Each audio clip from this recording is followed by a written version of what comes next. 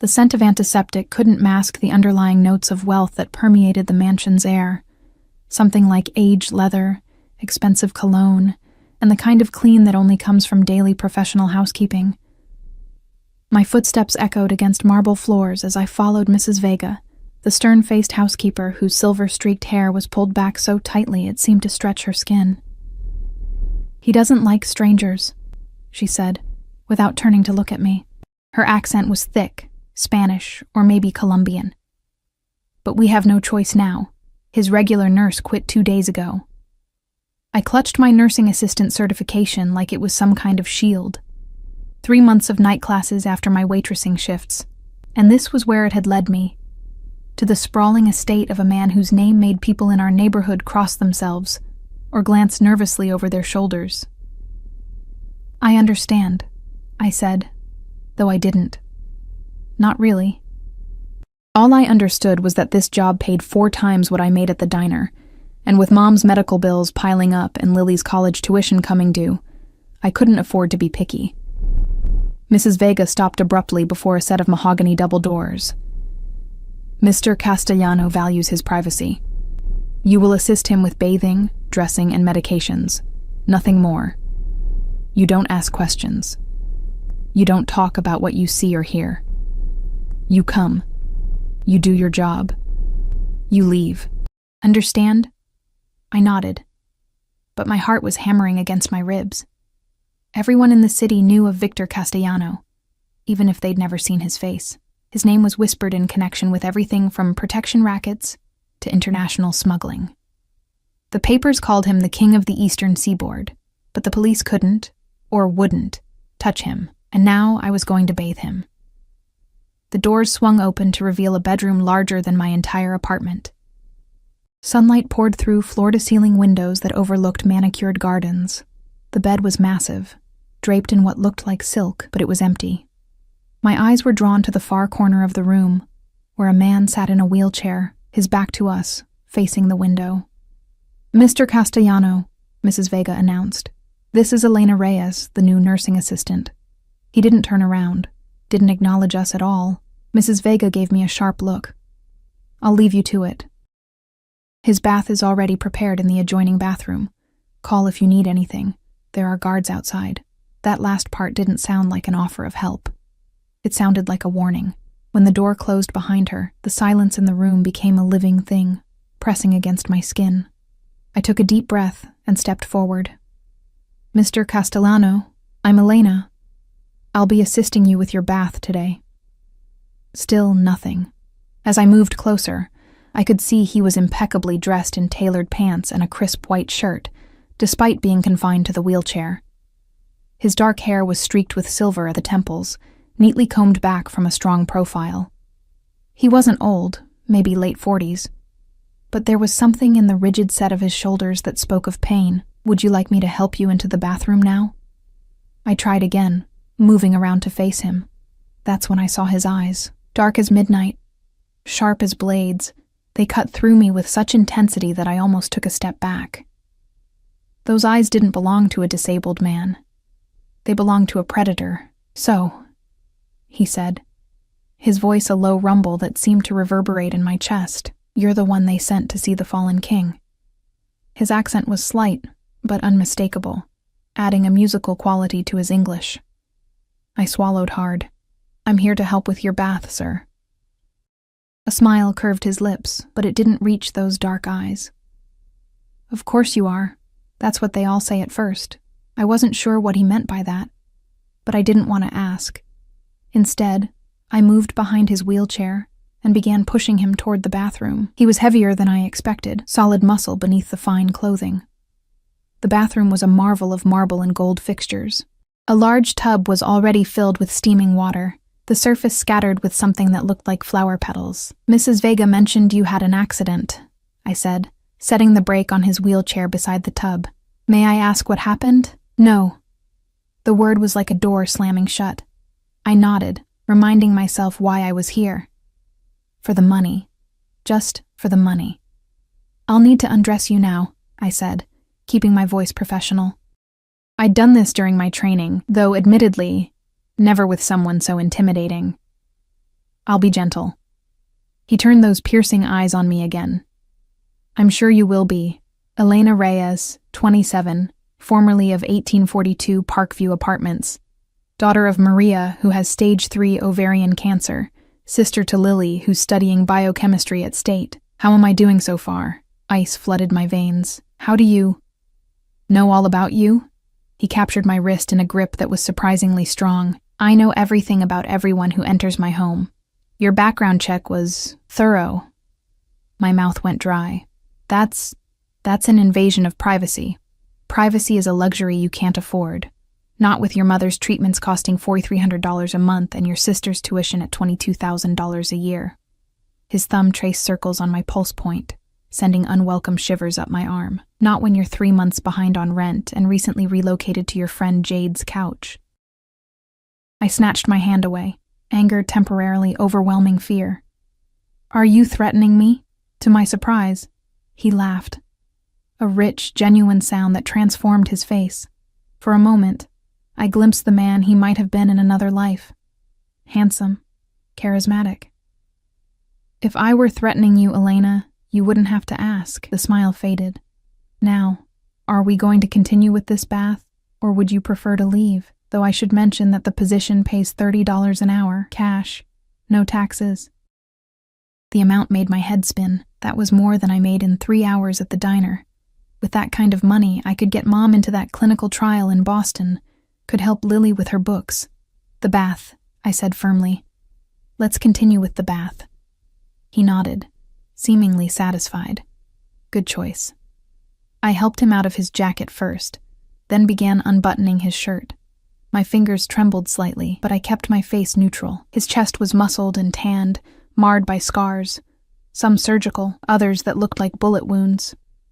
A massive tattoo covered his right shoulder and part of his chest, an intricate design of a lion surrounded by symbols I didn't recognize.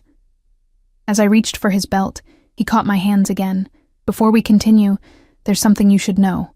His voice had dropped lower. "I'm not actually paralyzed." I froze. "What?" "The wheelchair is a precaution. A piece of theater for my enemies who believe they succeeded in breaking me." His grip tightened. "Very few people know this truth. Those who do are either dead or in my innermost circle. You now belong to the latter category. Do you understand what that means?" I didn't. Not fully. But a cold knot of dread formed in my stomach. "Why are you telling me this?" His eyes never left mine. "Because Elena Reyes, I've been watching you for much longer than you realize. You aren't here by accident." My heart hammered against my ribs. "I don't understand." "You will." He released my hands and began to stand, rising from the wheelchair with fluid grace that belied any disability. He towered over me, at least 6 feet tall, broad-shouldered and intimidating. Soon enough, I backed away until I hit the marble countertop. "What do you want from me?" "Right now, just the bath you promised." He stepped closer, forcing me to tilt my head back to maintain eye contact. "After that, we'll discuss why you're really here." I should have run. Everything inside me screamed to flee, to get as far from this man and this mansion as possible. But then I thought of Mom's pale face as she endured another round of chemo, of Lily's desperate phone calls about textbook costs, and so I stayed, reaching for the soap with shaking hands as Victor Castellano stepped into the bath, his dark eyes never leaving mine. I had no idea then that this bizarre first meeting, this deception, would be the least shocking part of my entanglement with the most dangerous man in the city. I couldn't have known that by the end of the week, I'd be running for my life. Or that somehow, despite everything, I'd find myself running toward him instead of away. The water rippled around his powerful body as he settled into the tub, the steam rising between us like a veil about to be torn away. "Let's begin," he said. And somehow it sounded like both a promise and a threat. My hands trembled as I lathered the sponge with expensive soap that smelled of sandalwood and something darker, more exotic. Victor Castellano watched me with those predatory eyes, seemingly amused by my discomfort. "You have questions," he stated, not asked. I kept my eyes fixed on the sponge, avoiding the expanse of his muscled chest rising from the water. It's not my place to ask questions. An unusual restraint in someone so young. Water sloshed as he leaned back, exposing the column of his throat. Go ahead. Ask. I may even answer. I hesitated, then met his gaze directly. Why pretend to be disabled? Why tell me the truth? His smile was slow, calculated. The first answer is simple. When your enemies think you're weak, they become careless.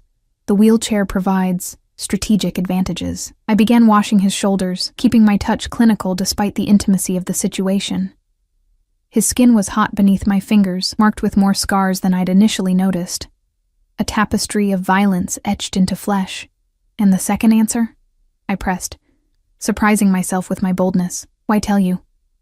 He captured my wrist again, pulling me closer until I was leaning precariously over the tub. Water soaked the front of my scrubs. Because I needed to see your reaction. To confirm what I already suspected about you. Which is what? My voice emerged as a whisper, that you're desperate enough to keep secrets, but not corrupted enough to exploit them. He released me and I straightened, heart pounding. A rare combination in my world. I resumed bathing him, moving the sponge down his arms, trying to maintain some semblance of professional detachment. I still don't understand why I'm here. You're here because 3 months ago, a man named Daniel Reyes stole something that belongs to me. He said it casually, as though discussing the weather rather than what I assumed was a theft punishable by death in his world. The sponge slipped from my suddenly numb fingers, splashing into the bathwater. Daniel, your ex-husband, yes. Victor's expression hardened. The father of the child you lost. The room seemed to tilt sideways. How could he possibly know about that?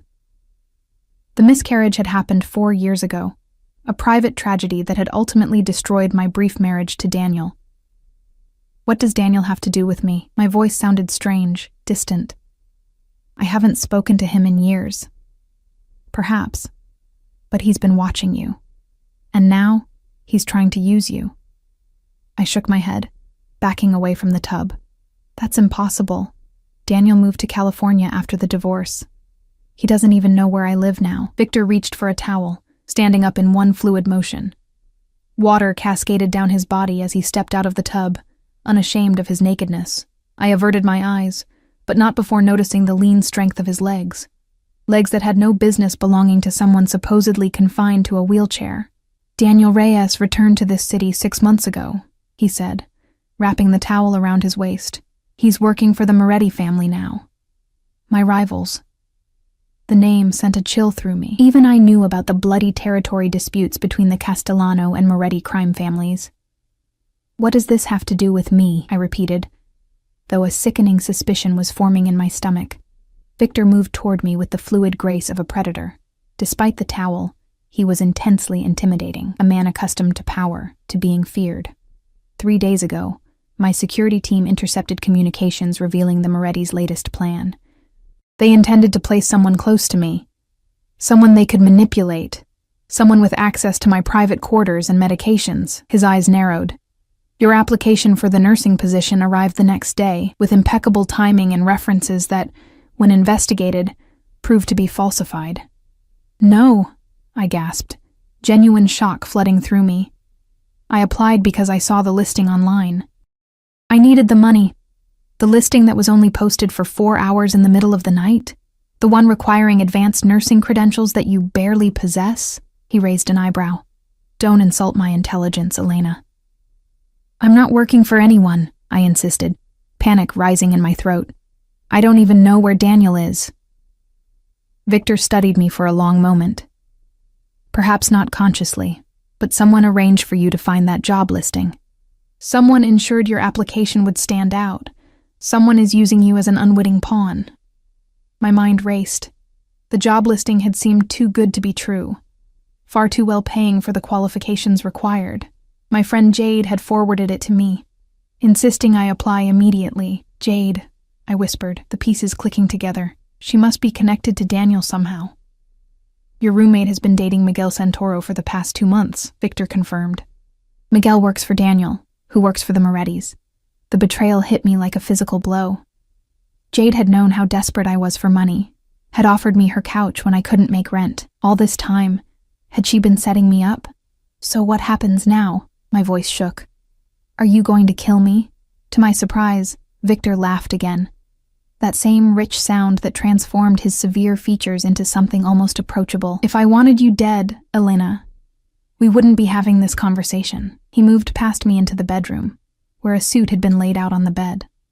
I followed hesitantly, still trying to process everything he'd told me. Why tell me all this? I asked. Why not just turn me away at the door?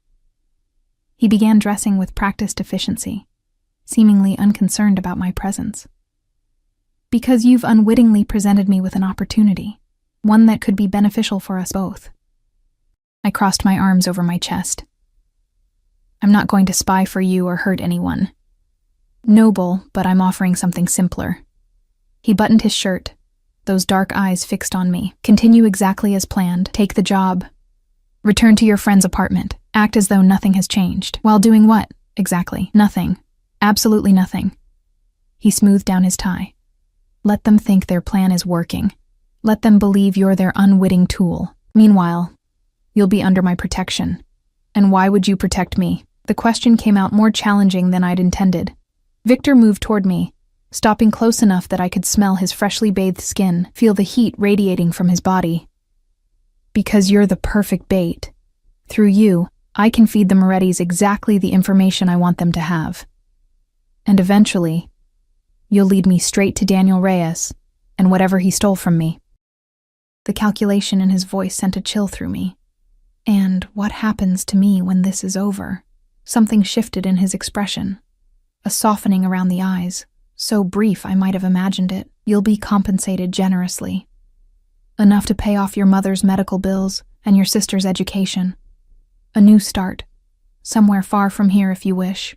It sounded too good to be true. It probably was. But what choice did I have? What if I refuse? His expression hardened again. Then you walk out that door with nothing. Return to a home where you're surrounded by people working for my enemies, and take your chances. They won't be kind when they discover you've failed in your mission, whether you were aware of it or not. A knock at the door interrupted us. Without waiting for a response, Mrs. Vega entered.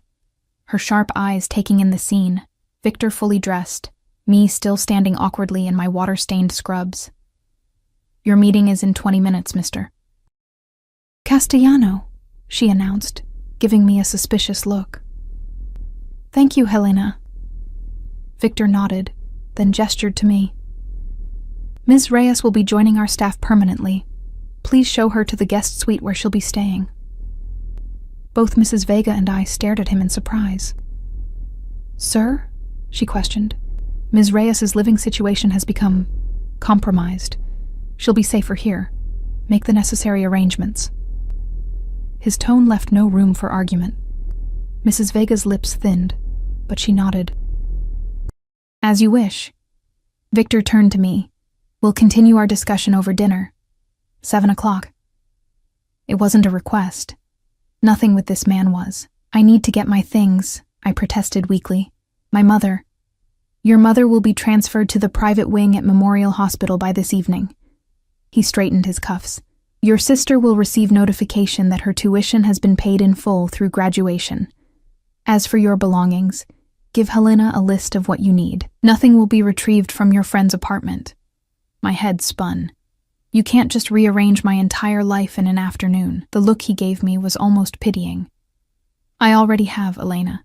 The moment you walked through my door, your old life ended.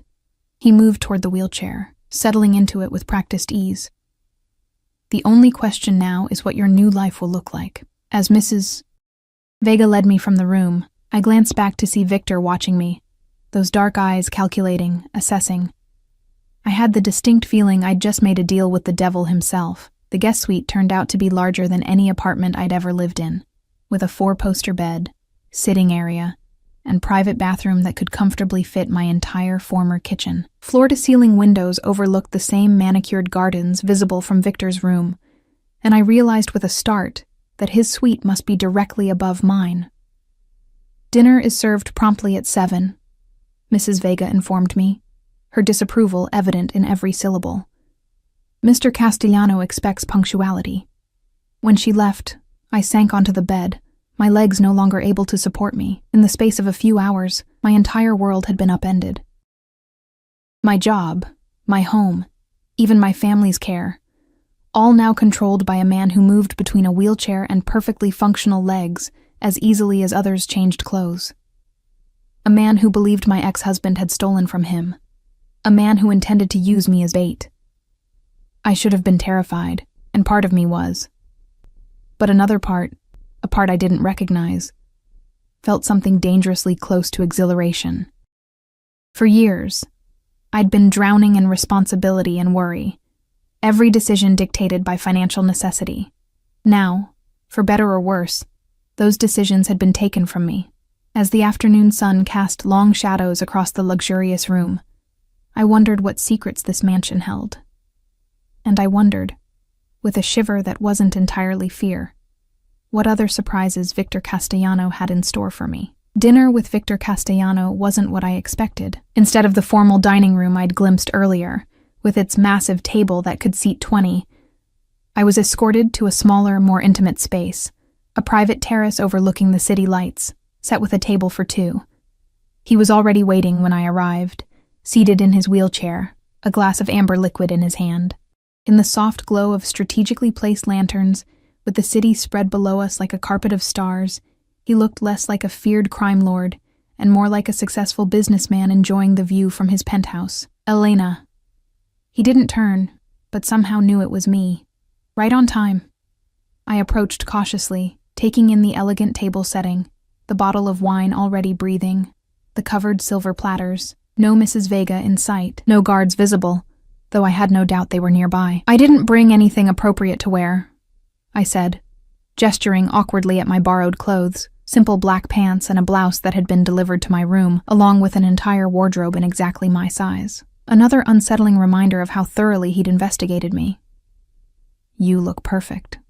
His eyes tracked my movement as I took the seat opposite him, a predator watching potential prey. Are you comfortable in your new accommodations? The room is beautiful, I admitted. But it doesn't change the fact that I'm essentially a prisoner here. A hint of a smile touched his lips. A prisoner in a gilded cage is still a prisoner. Is that it? He poured wine into my glass without asking if I wanted any. Drink. It will help with the shock. I took a sip, the rich flavor exploding on my tongue. I knew nothing about fine wines, but even I could tell this cost more than my monthly rent. I called the hospital. My mother's been moved to a private suite. The nurse told me all her expenses are covered. As promised. He lifted the covers from our plates, revealing perfectly seared steaks, roasted vegetables, and something that looked like risotto. I keep my word, Elena, always. I set my wine down. Why go to all this trouble? You could have hired anyone to be your bait. Not anyone. He cut into his steak with precise movements. It needed to be you. Because of Daniel. Yes and no. His dark eyes met mine over the rim of his glass. Daniel Reyes is merely a foot soldier in a larger war, replaceable. What he stole, however, is not. I pushed food around on my plate, my appetite diminished by anxiety. What did he take? Victor studied me for a long moment before answering. Information. The kind that could dismantle everything I've built over the past 20 years. Blackmail material, I translated. Among other things. He set his utensils down.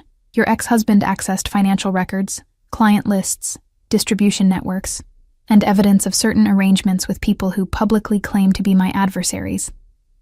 The implications were clear. Daniel had stolen evidence of corruption, of criminal enterprises, possibly even of police or politicians on Victor's payroll. Why would he target you specifically? I asked, the pieces not quite fitting together. Daniel was never involved in your kind of business when I knew him. Are you certain of that? Victor's voice was soft, dangerous. You were married for, what was it, 16 months? How well did you really know him? I opened my mouth to object, then closed it.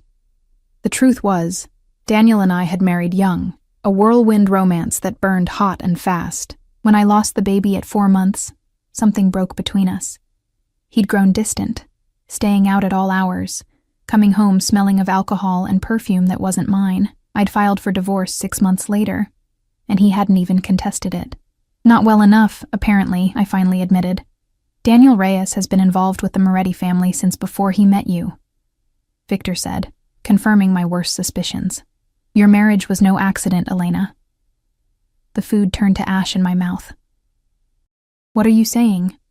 I'm saying you were targeted from the beginning. Your mother worked as a housekeeper for one of my associates. Through her, Daniel could access information about my organization. Or at least, that was the plan. My hands began to shake. That's not possible. My mother cleaned houses for wealthy families, yes, but she never mentioned Santiago Vega, my cousin. Your mother worked in his home for 6 years. The room seemed to spin around me. Santiago Vega. I'd met him once or twice when picking my mother up from work. A handsome, serious man who always treated her with respect. I'd had no idea he was connected to Victor Castellano or the criminal underworld. Mom never said anything, I whispered. She wouldn't have known. Santiago keeps his business and family connections separate from his public life. Victor refilled my wine glass. Daniel's plan fell apart when your mother became ill and had to stop working. And then, of course, there was the pregnancy. I flinched at the mention. Don't. To my surprise, something like compassion flickered across his face. I apologize. That was insensitive. We ate in silence for several minutes, the weight of these revelations pressing down on me. My entire relationship with Daniel, our whirlwind courtship, his insistence on meeting my mother, even his initial attraction to me, had all been calculated. A means to an end. Why tell me all this? I finally asked. Why not just use me as your pawn without explaining? Victor pushed his wheelchair back slightly, his expression unreadable. Because unlike the Morettis, I don't use people without their understanding. It's inefficient, breeds resentment, creates unnecessary complications. And you prefer your complications necessary? The words slipped out before I could stop them. To my relief, he laughed, that same rich sound that transformed his face, making him almost handsome. Precisely. He gestured toward the city below. Do you know what the difference is between men like me and men like Antonio Moretti? I shook my head. Control. Victor's voice dropped lower. Moretti craves chaos, uses fear as a blunt instrument. I prefer precision. As if to demonstrate, he suddenly rose from the wheelchair, moving with fluid grace to the terrace railing. Standing there in his perfectly tailored suit, backlit by the city lights, he cut an imposing figure, powerful, dangerous, and undeniably magnetic. You should remain in the wheelchair when the staff is around, I said quietly. He glanced over his shoulder, surprise evident in his expression. You're concerned for my security? I shrugged, unsure myself why I'd said it. You've protected my family. I'm just returning the favor. Something shifted in his eyes, a warmth that hadn't been there before. He returned to the table, but didn't sit back in the wheelchair. Instead, he took the chair opposite me, leaning forward with an intensity that made my breath catch. Tomorrow, he said, you'll begin your official duties as my nurse. You'll administer fake medications, help me maintain the charade of disability, and report back to your friend Jade that everything is proceeding as planned. I nodded slowly.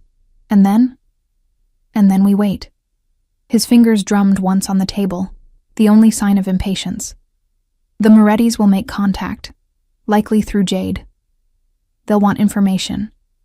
Access codes, schedules. You'll provide exactly what I tell you to provide. Won't they be suspicious if I suddenly have access to sensitive information?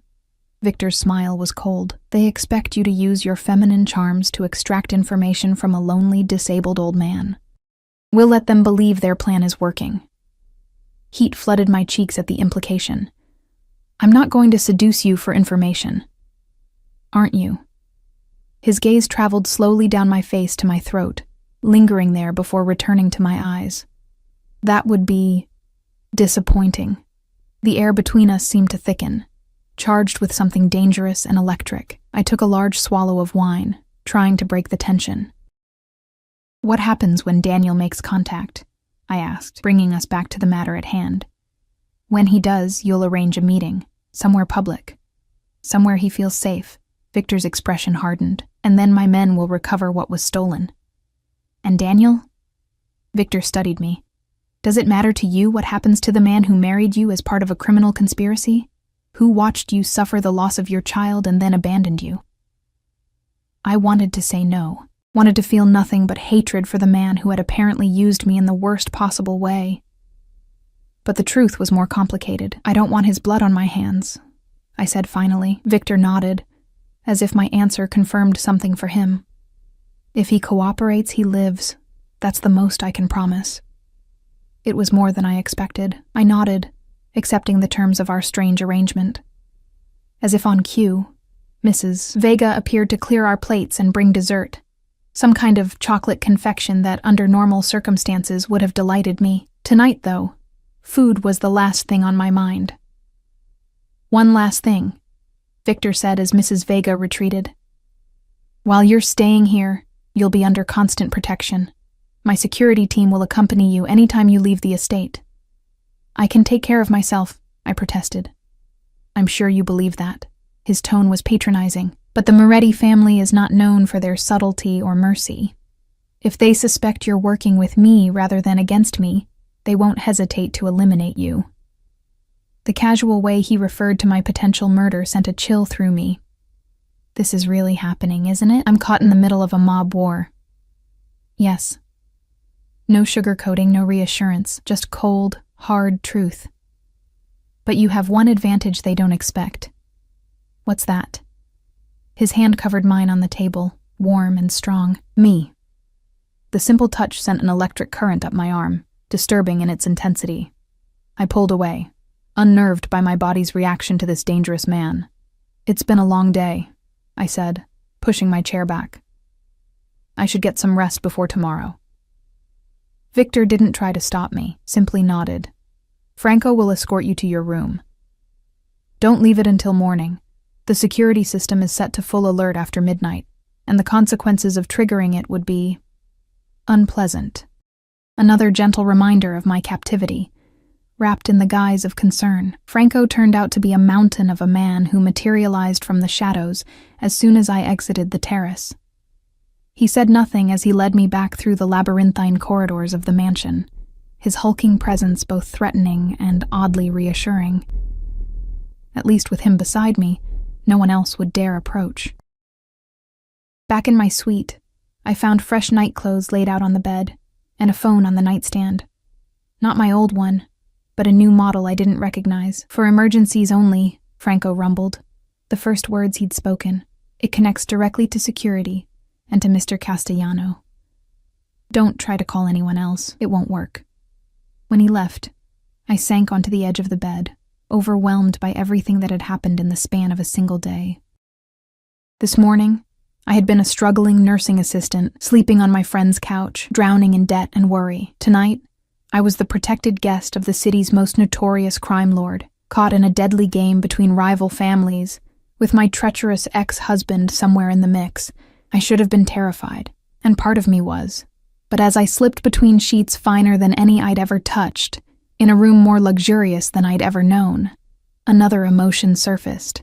One I was ashamed to acknowledge. For the first time in years, I felt alive.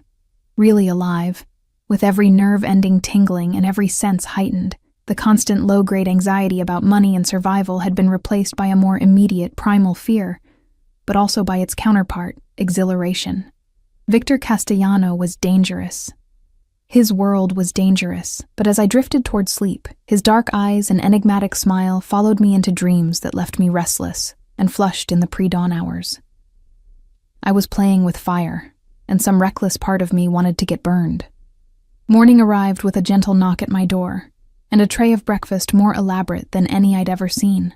Fresh fruit arranged in a spiral pattern, delicate pastries, a silver pot of coffee that smelled like heaven, and a single red rose in a crystal vase. No note, but the message was clear. My captor was also my host, and apparently determined to treat me as a guest rather than a prisoner. I ate quickly, showered in the marble bathroom with its rainfall showerhead and products that smelled like they cost more than my monthly salary, and dressed in the clothes that had been provided, simple black pants and a white blouse that could pass for nursing attire. professional, but fitted perfectly to my measurements in a way that made me wonder again about the extent of Victor's surveillance before I'd ever set foot in his home. Another knock came as I was fastening my hair back. "Enter," I called, half expecting Mrs. Vega with her perpetual frown. Instead, a young man in a tailored suit stepped inside, his posture military straight. "Ms. Reyes, I'm Anthony, head of Mr. Castellanos' security detail. I'll be briefing you on today's schedule and protocols." He was younger than I expected for someone in his position, maybe early 30s, with close-cropped dark hair and the watchful eyes of someone who assessed threats for a living. "Is Victor, Mr. Castellano, expecting me?" I asked, unsettled by the formality. "In approximately 40 minutes. First, we need to discuss your communication with the outside world." Anthony's expression remained neutral, but I detected a note of suspicion in his voice.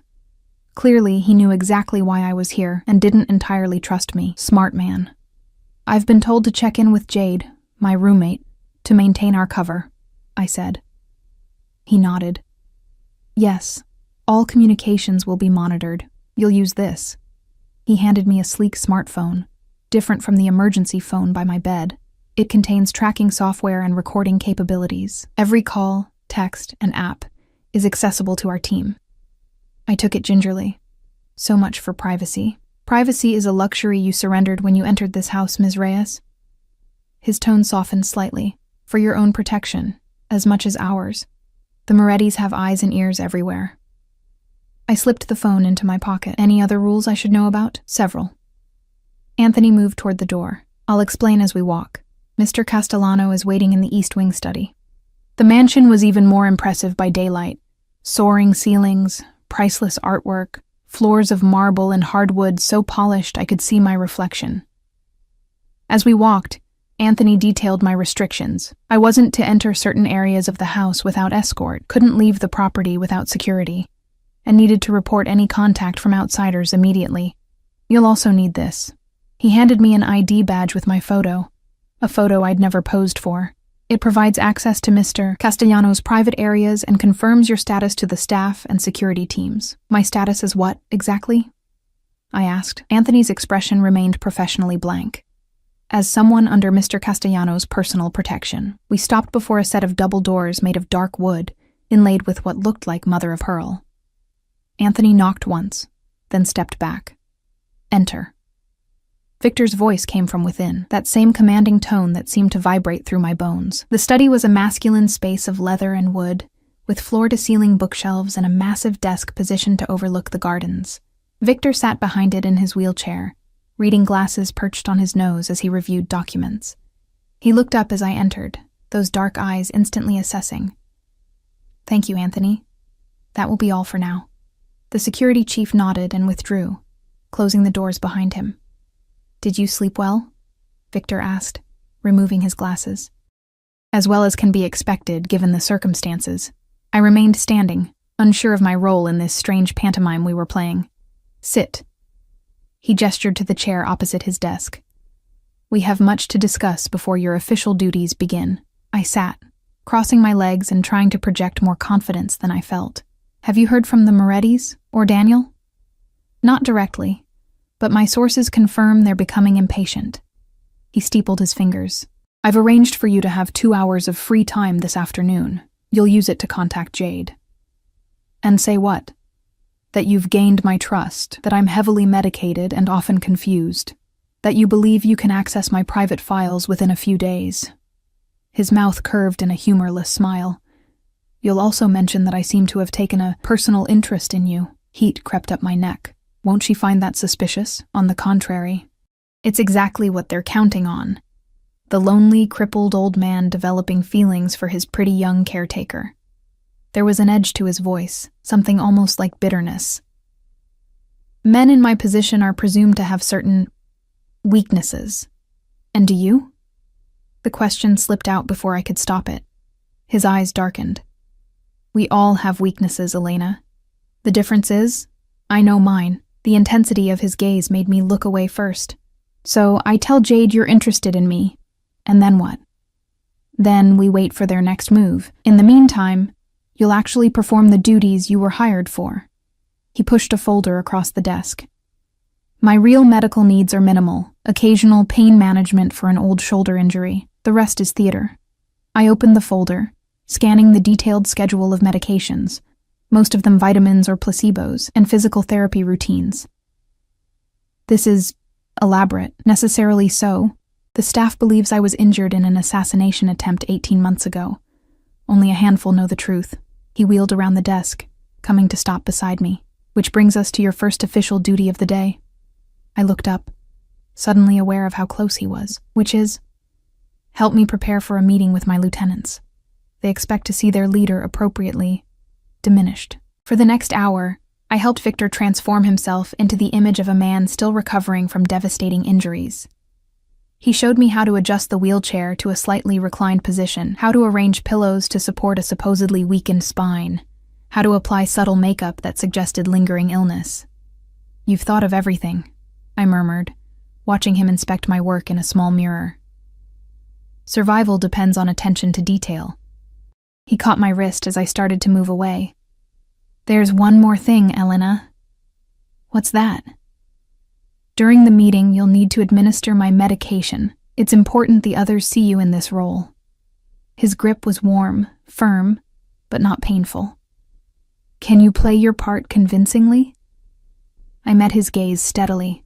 I was married to a con man for 16 months without realizing it. I think I can manage a little acting. Something like admiration flickered in his eyes. Good. The meeting took place in a conference room I hadn't seen before, with Victor positioned at the head of the table, looking frail but commanding. 5 men and 1 woman were already seated when we entered, all rising respectfully until Victor waved them down. I recognized Santiago Vega immediately, my mother's former employer, Victor's cousin, though he gave no indication he knew me. The others were introduced only by first names: Marco, Liam, Dominic, Raphael, and the woman Veronica, whose sharp eyes missed nothing. I played my role perfectly, adjusting Victor's wheelchair, discreetly checking his vitals, and at the appointed time, administering his critical medication with professional efficiency. All the while, I kept my expression neutral, my eyes downcast as they discussed business in carefully coded language. The shipment from our Canadian friends arrived safely, Marco reported.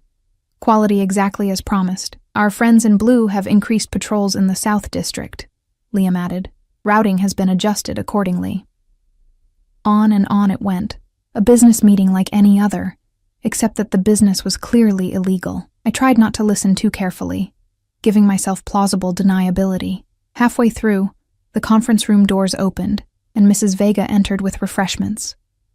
As she set the tray down, her eyes met mine with undisguised suspicion. I'd been in the house less than 24 hours, and already I was participating in confidential meetings. Her disapproval was palpable. After she left, Victor addressed the group again. There's been movement from the Moretti side.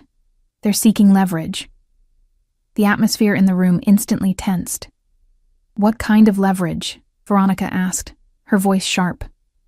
Victor's hand found mine on the arm of his wheelchair, a gesture that appeared to be seeking comfort, but was actually a signal we'd discussed earlier.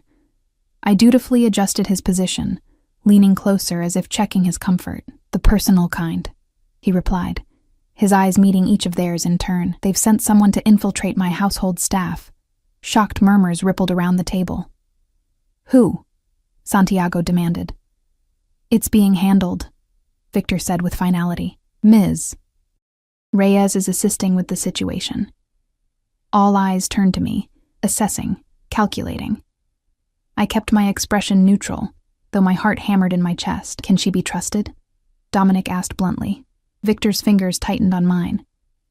With my life. The statement hung in the air, weighted with meaning I couldn't fully decipher. Was it part of the act or something more? The uncertainty made my pulse quicken. After the meeting concluded and the others filed out, Victor released my hand. You did well, he said softly. What was that about? I asked. Why tell them I'm helping you? Because you are. He wheeled toward the door. And because now they'll be watching you too. Additional protection. Or additional suspicion, I countered. He smiled, a genuine expression that softened his features. You're learning quickly, Elena. Good. The rest of the morning passed in a blur of activity as I shadowed Victor through his daily routine. He maintained the wheelchair charade whenever staff was present, but when we were alone in his suite, he moved freely, his powerful body betraying no hint of the disability he pretended to have. At precisely 2 p.m., Anthony appeared to escort me to the garden for my free time. Victor and I had rehearsed what I would say to Jade, how I would appear both nervous and excited about my new position. The garden was beautiful, with winding paths through roses and sculpted hedges, fountains providing a gentle soundtrack that would make electronic eavesdropping difficult. I sat on a stone bench near a particularly noisy water feature and pulled out my phone. Jade answered on the second ring. Elena? Oh my God, are you okay? I've been so worried. The concern in her voice sounded genuine, making me wonder if she was an unwitting pawn in this game too. Or maybe she was just a very good actress. I'm fine, I said, injecting a note of breathless excitement into my voice. Better than fine, actually. This job it's incredible, Jade. Really? I mean, that's great, but isn't it creepy there? With him? I lowered my voice conspiratorially. It's nothing like I expected. He's not scary at all, just lonely. And he's kind of amazing, actually. Amazing? The guy's like ancient and in a wheelchair. The disgust in Jade's voice seemed real. He's not that old, I defended, surprised by how natural it felt. Maybe late 40s. And I don't know. There's something about him. He treats me like I'm special. Jade's tone changed, becoming calculating. Special how? He talks to me. Really talks to me. About books and music and his travels. And he's attentive. The way he looks at me sometimes. I let my voice trail off suggestively. Elena. Jade sounded concerned now, but I could hear the excitement underneath.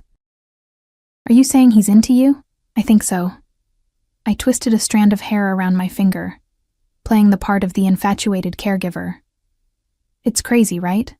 But he's got me staying in this gorgeous suite, and there are clothes in my size, and he asks for me specifically for everything. Has he, you know? The eagerness in her voice made my stomach turn. No, nothing like that. But I think he trusts me. He left his office unlocked yesterday when I was helping him with physical therapy, and I saw his computer. The password was right there on a sticky note. I could practically hear Jade salivating on the other end of the line. Did you try it? Not yet. I'm scared, but... I lowered my voice further. He takes these pills that make him really out of it for a couple hours. I'm the one who administers them. Oh my God, Elena, this is... Jade paused, as if catching herself. I mean, be careful, okay? Men like that, they can be unpredictable. I know.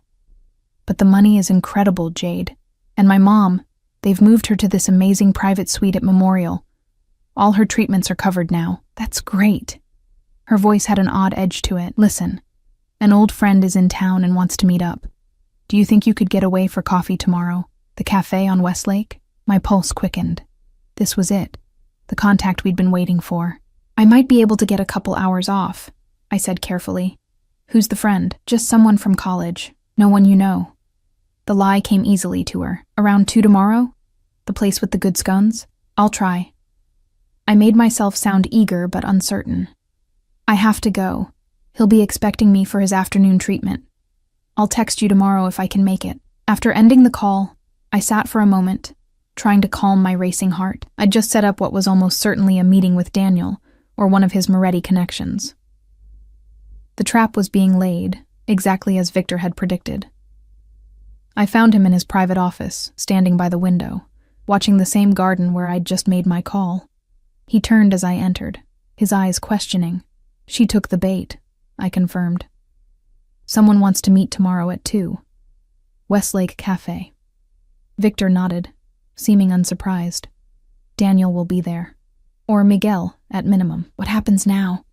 Now, he said, moving toward me with that fluid grace that still caught me off guard. We prepare you for the meeting. They'll try to extract information, perhaps give you devices to plant in my office. You need to be convincing. He stopped directly in front of me, close enough that I could smell his cologne, something expensive and subtly masculine. Can you face your ex-husband without giving away our arrangement? I thought about Daniel, about the baby we'd lost, about the life I'd thought we were building together. All a lie. A means to an end for him. The hurt bloomed fresh in my chest. But beneath it was something harder, colder. Yes, I said with certainty. I can face him. Victor's hand came up to brush a strand of hair from my face, the gesture unexpectedly gentle. You're stronger than they know, than perhaps even you know. His touch lingered, trailing down to the pulse point at my throat. My breath caught as his fingers rested there, feeling the rapid beating of my heart. We should practice, he murmured, his voice dropping lower. Make it convincing. Practice what? My voice was barely a whisper. His dark eyes held mine, the infatuation they expect you to feel, the weakness they believe I have for you. The air between us seemed to thicken, charged with something dangerous and electric. This wasn't part of our agreement, wasn't necessary for the plan. And yet I couldn't bring myself to step away as his hand slid to cup the back of my neck. Is this part of the act? I managed to ask. His smile was slow, predatory. What do you think, Elena? Before I could answer, the office door opened and Santiago Vega stepped in, stopping abruptly when he saw us standing so close. Forgive the interruption, he said, his eyes moving between us with newfound interest. I can return later. Victor didn't move away immediately, his hand lingering at my neck for a moment longer before dropping to his side. No need. Ms. Reyes was just updating me on her call to our friend. Santiago nodded, but the speculation in his eyes was clear. The scene he'd walked in on had only reinforced the narrative we were creating. The vulnerable nurse falling for her powerful employer, the crime lord developing an inappropriate attachment to his caregiver. As I excused myself and left the room, I couldn't help but wonder how much of it really was an act. The heat of Victor's touch lingered on my skin, a phantom sensation that followed me back to my suite, where I sat on the edge of my bed, trying to sort truth from fiction in this elaborate game we were playing. Tomorrow, I would face Daniel for the first time in 4 years, would see the man who had married me as part of a criminal conspiracy, who had watched me grieve our lost child while plotting to use me against Victor Castellano. The man who had broken my heart. I was ready to play my part, ready to be the bait that would lead Victor to whatever Daniel had stolen. What I wasn't ready for was the realization that somewhere in the midst of all this deception, I had begun to care what happened to the dangerous man who had turned my life upside down. And that, more than anything, terrified me. The Westlake Cafe was busy enough to provide anonymity, but not so crowded that I couldn't spot the security detail Victor had arranged. Anthony at a corner table pretending to read a newspaper, 2 others strategically positioned near exits. I recognized them from their subtle earpieces and the vigilant way they scanned the room, never lingering too long on any one person. I wore a simple sundress from the wardrobe provided at the mansion, my hair loose around my shoulders, the picture of a young woman enjoying her day off, not someone involved in a dangerous game between rival crime families. Jade was already there when I arrived, nervously stirring a latte. She jumped up to hug me, the gesture feeling hollow now that I knew her true role in all this. You look amazing, she said, studying me with surprised admiration. That place must be treating you well. I offered a shy smile, playing my part. It's different, but good different, you know? I'm glad. She glanced toward the door. Listen, my friend is running a little late. Let me get you something while we wait. Just tea.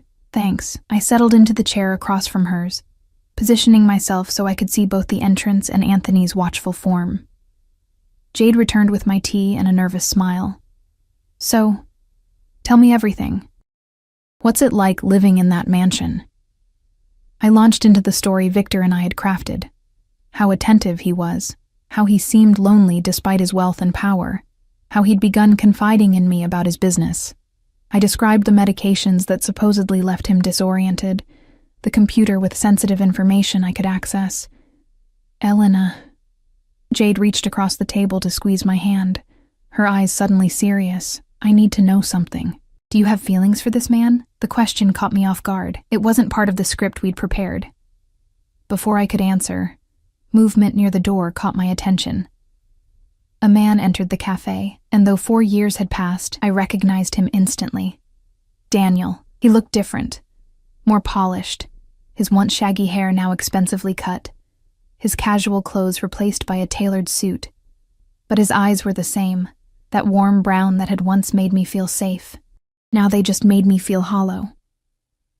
"There's my friend," Jade said with forced brightness, waving him over. "Dan, over here." He approached our table with practiced confidence, his smile not quite reaching his eyes as they locked with mine. "Elena." My name on his lips sent an unexpected shiver through me, not of attraction, but of visceral memory. This was the voice that had whispered love to me, had promised forever, had told me everything would be okay as I lay bleeding in a hospital bed, losing our child. All lies. "Daniel." I managed to keep my voice steady. "It's been a while. Too long." He bent to kiss my cheek, his cologne unfamiliar and expensive. "You look wonderful." Jade stood abruptly. "I just remembered I have to make a call. Work emergency. I'll be right back." She disappeared, leaving me alone with the man who had shattered my life once before and was now attempting to use me again. Daniel slid into her vacant chair. "I was surprised to hear you're working for Castellano now." I sipped my tea to hide my trembling hands. Life takes unexpected turns. Indeed it does. His eyes studied me with an intensity that once would have made me blush.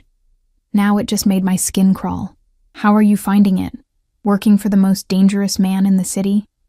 I played the role we'd rehearsed, describing Victor as brilliant but weakened, intimidating but increasingly dependent on me. I watched Daniel's expression shift from skepticism to calculated interest. "He trusts you," Daniel stated. Not a question. I lowered my voice. "More than he should. I think he's lonely." And I remind him of someone from his past, someone important.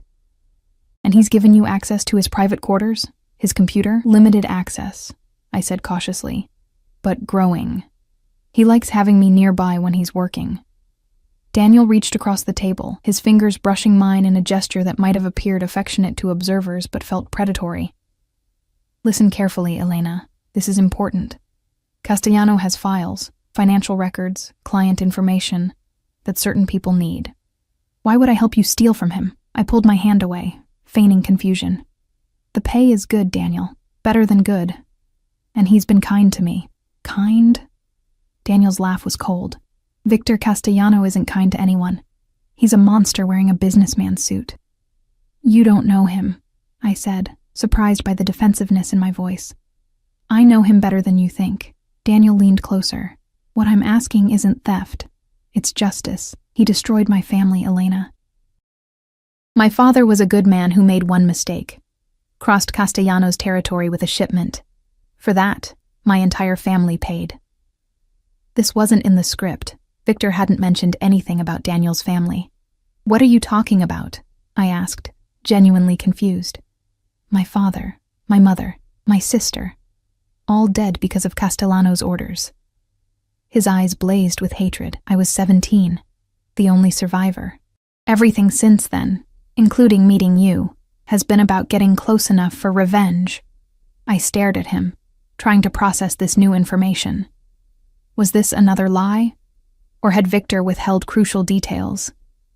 "You married me as part of a revenge plot?" The hurt in my voice wasn't entirely feigned. Daniel had the decency to look ashamed. "It started that way. But Elena, I did care for you. When you got pregnant, I wanted out. I tried to walk away from all of it." "But you didn't," I whispered. "No." His expression hardened. "Because Castellano doesn't let people walk away. The day after I told Moretti I was done, you miscarried." Ice flooded my veins. "What are you saying?" "I'm saying it wasn't an accident." Daniel's voice dropped lower. "The fall you took on those stairs, the tea you were drinking that made you so dizzy. Castellano knew about the pregnancy, knew I was trying to leave. He made sure you lost that baby." The cafe seemed to tilt around me. This couldn't be true. Victor couldn't have. But how well did I really know him? A crime lord, a man who lived by violence and deception. You're lying, I said, but doubt crept into my voice. Am I? Daniel's eyes held mine. Ask yourself why he's so interested in you now. Why he moved your mother to that hospital where his people can watch her. Why he's keeping you close. It's not coincidence, Elena. It's control. I felt sick. Memories of my miscarriage flooding back. The dizziness before I fell. The strange bitter taste of the tea I'd been drinking that day. Details I'd never questioned because grief had overwhelmed everything else. What do you want from me? I managed to ask. My rehearsed lines forgotten. Access to his private server. There's a flash drive. He slipped something into my hand under the table. This will extract everything automatically. Just plug it in, wait for the light to turn green, then remove it. 2 minutes. Tops. I stared at the small device now concealed in my palm. And then what? Then you leave. Get out of that house, take your mother, and disappear. I'll have new identities waiting. Somewhere safe. Far from here. His eyes softened. I owe you that much, at least. Why should I trust you? I asked, genuine anger seeping into my voice. You lied to me for our entire relationship. Not about everything. Daniel reached for my hand again, and this time I didn't pull away. Not about caring for you. I made terrible choices, Elena.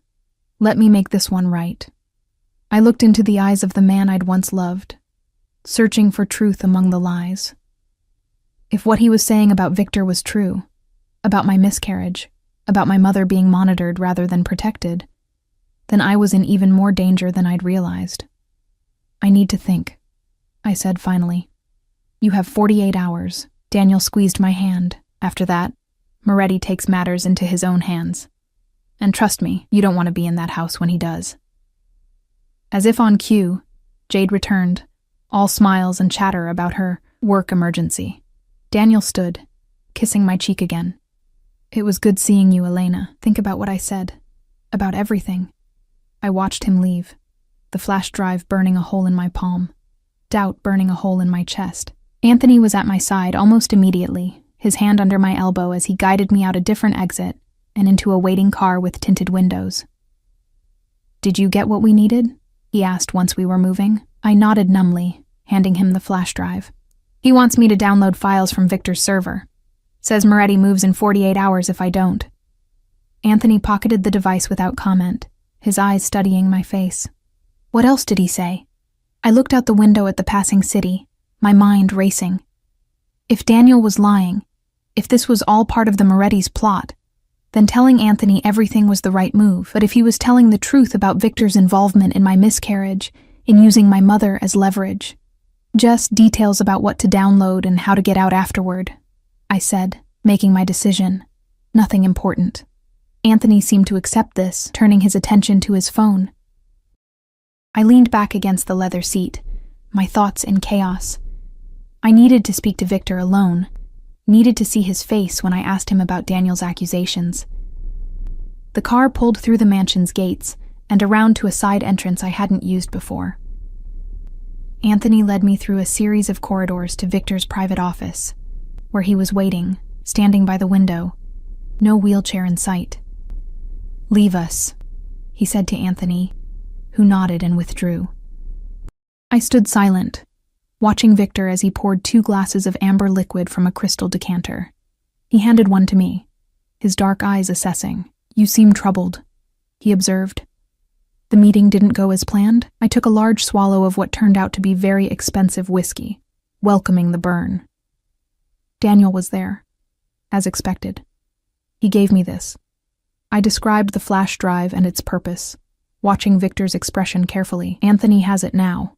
Victor nodded, seemingly pleased. Our technical team will analyze it. It likely contains tracking software or worse. I took another sip of whiskey, gathering my courage. He also told me other things. Things about you. Something flickered in Victor's eyes. Wariness, perhaps. Did he? He said his entire family was killed on your orders, that he's been planning revenge for years. That our marriage was part of that plan. Victor set his glass down. Most of that is true. His father worked for the Morettis, tried to move product through my territory without permission. There were consequences. Consequences that included killing an entire family? I asked, my voice tight. This is a violent business, Elena. I won't pretend otherwise. At least he wasn't lying about that. But there was more, the part I most feared to ask about. He also said, I swallowed hard. He said you were responsible for my miscarriage, that you had me drugged, knew I would fall, that it was a message to him for trying to leave the Morettis. Victor went very still, his eyes darkening. For a long, terrible moment, he said nothing. Do you believe that? He finally asked, his voice dangerously soft. I don't know what to believe anymore. My hand tightened around the glass. Is it true? He moved toward me then, each step deliberate. I held my ground, refusing to back away despite the way my heart hammered in my chest. No, he said, when he was directly before me. It is not true. I knew nothing of you until 6 months ago when Daniel resurfaced with the stolen files. I had no involvement in your miscarriage. I searched his face, looking for any sign of deception. Why should I believe you over him? Because Daniel Reyes is desperate. Because he needs you to trust him enough to betray me. Victor's hand came up to cup my face, the gesture startlingly gentle. And because I have never lied to you, Elena. Not once since you entered my home. I wanted to believe him. God help me. I wanted to believe this dangerous man whose world I'd been pulled into. There's an easy way to settle this, I said, pulling away from his touch. Let me see what was on that flash drive. If Daniel was telling the truth about my miscarriage, there might be evidence. Victor studied me for a moment, then nodded. Very well. He moved to his desk, pressing a button on his phone. Anthony, bring the device to my office, and have Veronica join us. They arrived minutes later, Veronica carrying a laptop. She was striking up close, tall, with short dark hair and intelligent eyes that assessed me coolly. It's clean, Anthony reported, handing the flash drive to Victor. No tracking software, no malware, just an extraction program designed to copy specific file types. Interesting, Victor murmured. They're being cautious. Veronica set up the laptop, her fingers flying over the keyboard. I've created a secure sandbox environment. We can see what it targets without risking our actual systems. Victor inserted the drive, and we all watched as lines of code filled the screen. Veronica narrated what we were seeing. The program searching for financial records, client lists, shipment schedules. Standard corporate espionage, she said dismissively. Nothing we haven't seen before. Wait. I leaned closer, pointing to a file name that had appeared on the screen. What's that? Project Cradle? Veronica hesitated, glancing at Victor. He nodded once, and she clicked on the file. Documents appeared, medical records, surveillance photos, and my heart stopped when I saw my own name. My pregnancy test results, doctor's appointments, photos of me and Daniel entering our old apartment building. What is this? I whispered, horror washing over me. Victor's expression darkened. Not what you think. So, he scrolled through the documents rapidly until he found what he was looking for. An internal memo with the Moretti family crest at the top. Asset DR reports positive pregnancy test. I read aloud. Value of asset increases. Proceed with Operation Cradle as discussed. More documents followed. Detailed surveillance of my daily routines. Chemical analyses of something called Compound T17. Medical projections of miscarriage probabilities at different dosages. They planned it, I said numbly. The Morettis. Daniel's people. They caused my miscarriage. Yes. Victor's voice was gentle but firm. Antonio Moretti discovered Daniel had developed real feelings for you. The pregnancy threatened his loyalty, his focus on their vendetta against me. So they eliminated the threat. Tears burned my eyes as the truth hit me with devastating clarity. And Daniel knew. He had to have known. He may not have ordered it, Victor said. But he knew afterward. These files make that clear. He chose to stay with them, to continue his mission, and to blame me instead. The betrayal cut deeper than I thought possible. Not just that Daniel had married me as part of a revenge plot, but that he'd known who was responsible for our baby's death and had stayed loyal to them anyway. Why would he tell me it was you then? I asked, wiping away tears. Why try to turn me against you now? Victor closed the laptop gently. Because he knows I've found evidence linking the Morettis to your miscarriage. These files, he tapped the flash drive, were part of what he stole from me 6 months ago. My investigation into their operations uncovered their involvement in what happened to you. That's why I've been watching you, Elena. Not to use you, but to protect you from them. Anthony and Veronica exchanged glances, clearly surprised by this revelation. You've been investigating my miscarriage for 6 months? I asked, disbelieving. Why would you care about something that happened to a stranger 4 years ago? Victor dismissed Anthony and Veronica with a nod. When the door closed behind them, he turned back to me. Because your mother worked for my cousin for 6 years. Because Santiago considered Maria family. And by extension, so did I. When she became ill, and I learned what had happened to her daughter, to you, I made it my business to uncover the truth. So all of this, bringing me here, my mother's medical care, the protection, it wasn't just about catching Daniel or recovering files. Victor moved closer, his eyes intent on mine. The files were important, but ensuring your safety, giving you the truth about what happened to your child, that became equally important. I searched his face, looking for deception, but finding only sincerity. What happens now? Daniel said Moretti moves in 48 hours. Now, we end this. Victor's expression hardened. We feed them exactly what they expect. You, apparently betraying me with the files they want. But the information will be altered, designed to lead them into a trap. And Daniel? Victor studied me. That depends on you, Elena. What do you want to happen to the man who used you? Who knew the truth about your miscarriage and chose to protect those responsible? Heat flooded my veins. Not fear or attraction this time, but rage. Pure, clarifying rage. I want him to face justice, I said firmly. Real justice. Not just for what he did to me, but for helping the people who killed our child. Victor nodded, something like approval in his eyes. Then justice he will have. The next 36 hours passed in a blur of preparation. I called Daniel, told him I'd do what he asked. Victor's team prepared a modified version of the files, ones that would appear genuine but contain subtle traps and misinformation. When the moment came, I met Daniel not at the cafe as he'd suggested, but at a public park of my choosing, one where Victor's security team could maintain better control of the situation. I wore a wire, carried the doctored flash drive, and approached my ex-husband with a newfound sense of purpose. You have it? He greeted me with a kiss on the cheek that made my skin crawl. Everything you asked for. I handed him the drive, watching his face carefully. Financial records, client lists, shipping manifests. It's all there. Relief washed over his features. You've done the right thing, Elena. Now we need to get you somewhere safe. Moretti's men move tonight. Before I go anywhere with you, I said evenly, I need to know the truth. Daniel's smile faltered. What truth? About our baby. About who really caused my miscarriage. His face paled slightly. I told you, Castellano. Stop lying. My voice was steel. I saw the files, Daniel. The ones with the Moretti letterhead. Operation Cradle. Compound T-17. I saw it all. For a moment, he seemed genuinely shocked. Then his expression hardened. You shouldn't have seen those, but I did.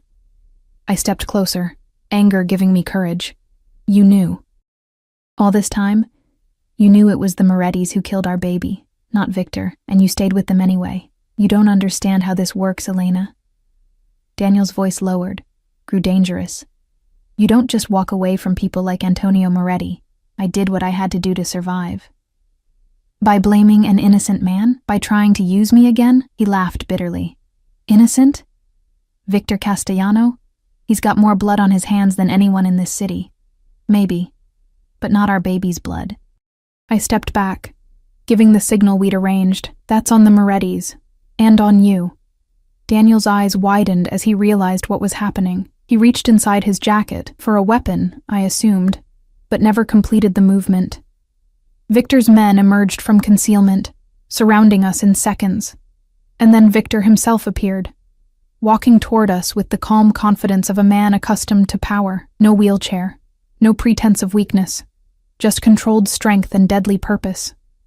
Daniel Reyes, he said, his voice carrying across the suddenly silent park. "It's been a long time." Daniel's face contorted with hatred. "Not long enough, Castellano. I think Ms. Reyes deserves to hear you admit the truth." Victor stopped beside me, his presence reassuring rather than threatening. "About her miscarriage, about the Moretti's role, about your knowledge of it. Go to hell," Daniel spat. Victor sighed, then nodded to one of his men, who stepped forward with a tablet. He played a recording. Daniel's voice clear as day. "I knew about the baby. I told Antonio it might be a problem. I didn't know what they were planning until after, I swear. But what was I supposed to do? Turn against the Morettis? It was from a phone call, I realized. They'd been monitoring him all along." Daniel lunged forward suddenly, but was restrained before he could reach either of us. "You've lost, Daniel," Victor said calmly. "The flash drive you're holding contains nothing of value. The real files, including those documenting the Moretti's role in Elena's miscarriage, have already been delivered to federal prosecutors, with evidence of money laundering, drug trafficking, and conspiracy to commit murder." Daniel's face went ashen. "You're bluffing. You'd never work with the feds. For this?" Victor's hand found mine, his grip warm and steady. I made an exception. Later, as we watched from the tinted windows of Victor's car, federal agents swarmed a Moretti-owned restaurant across town. Daniel had already been taken away, not by Victor's men, but by federal marshals. The evidence against him and the Morettis was overwhelming, Victor assured me. Justice, of a sort, would be served. "What happens now?" I asked as the car pulled away, heading back to the mansion. "To me, I mean." Victor studied me, his dark eyes unreadable. "That depends on you, Elena. Your mother's medical care is guaranteed regardless. Your sister's education as well. You're free to go wherever you wish, start a new life away from all this. And if I don't want to go?" The words surprised me as much as they seemed to surprise him. "Why would you stay?" he asked carefully. I turned to face him fully, because in the strangest way, the past week has been the most honest relationship I've ever had. You never pretended to be anything other than what you are. You protected me, helped me learn the truth, gave me justice for my child. That means something to me." His expression softened slightly. "I'm still who I am, Elena. A man with enemies, with blood on his hands. My world is dangerous, I know." I reached for his hand, a gesture that felt both daring and right. "But it's also the world where I found truth, where I found whatever this is between us." He entwined his fingers with mine, studying our joined hands. "It won't be easy. And nothing worth having ever is." I smiled faintly. "Besides, you still need a nurse for your elaborate wheelchair charade. Might as well be someone who knows the truth." Victor laughed then, that rich sound that transformed his face and made my heart skip. "I suppose I do."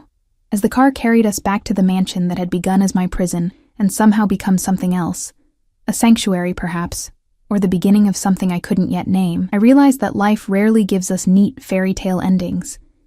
Instead, it gives us complicated truths, unexpected allies, and sometimes, if we're brave enough to reach for them, second chances born from the ashes of our deepest wounds. The Victor Castellano the world feared wasn't gone. He was still the dangerous, powerful man who commanded an empire from both a wheelchair and on his feet. But he was also the man who had sought justice for a child he never knew, who had protected a woman with no claim on him except a tenuous connection through her mother's former employment. And as his hand held mine, warm and steady as we drove toward an uncertain but shared future, I decided that was enough of a beginning. The rest we would write together, one day at a time.